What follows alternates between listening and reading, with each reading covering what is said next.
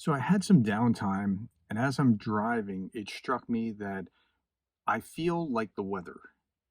I mean, when I think about everything that's going on in Ukraine, how things aren't going as fast as we'd like, how the problems that they're facing, I feel like the weather. It's just gloomy, it's cloudy, it's blah.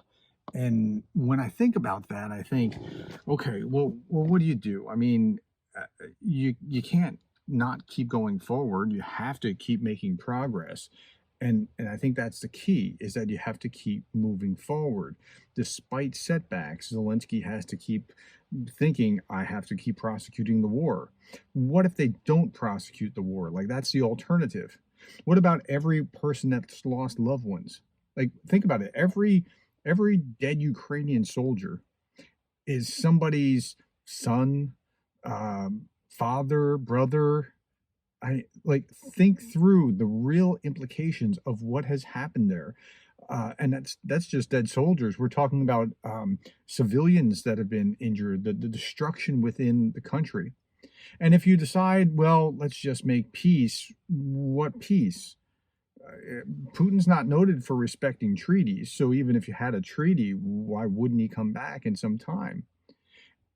You have multiple problems from supply of weapons that you just can't seem to get, or allies that are partners that can't seem to agree on getting you things or not getting them in time because they've been deterred by Putin.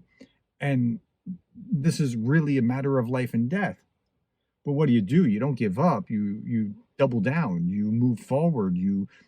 If you're just a normal person like I am watching this, you contact your representative to urge them to be helpful. You send money to a charity that's going to be useful. You do something to keep moving forward, but you keep moving forward because ignoring it doesn't make it go away, and being depressed by it's not going to help.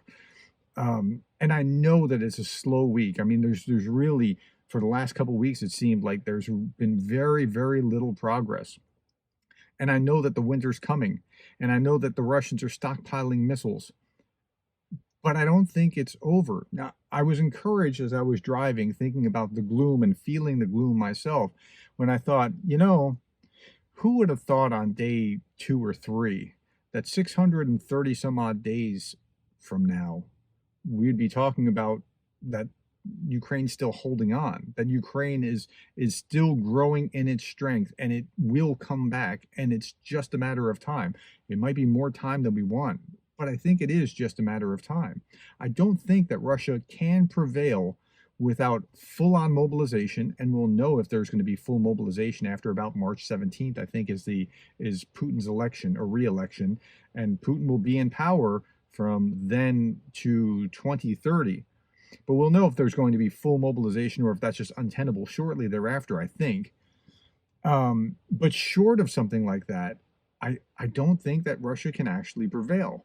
And even if they do fully mobilize, it's still kind of a toss-up whether they'll be able to prevail, because the strength, the urgency, the will to fight, the existential threat that Ukrainians feel is far more powerful than the simple numbers of bodies that are being thrown at Ukraine. Now, they've got to be careful not to sacrifice bodies necessarily, because Russia does have a 3-to-1 just advantage in human beings. I get that.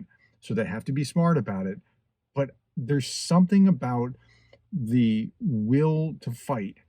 And Napoleon said that the moral is to the physical as 3 is to 1. And I'm using that very loosely. I understand it has kind of a different meaning, but I think there is a huge advantage on Ukraine's side, tired as they are, because if they don't do this, what happens to my wife and my kids and whatever else? I mean, that's got to be going through their minds as they're fighting this war.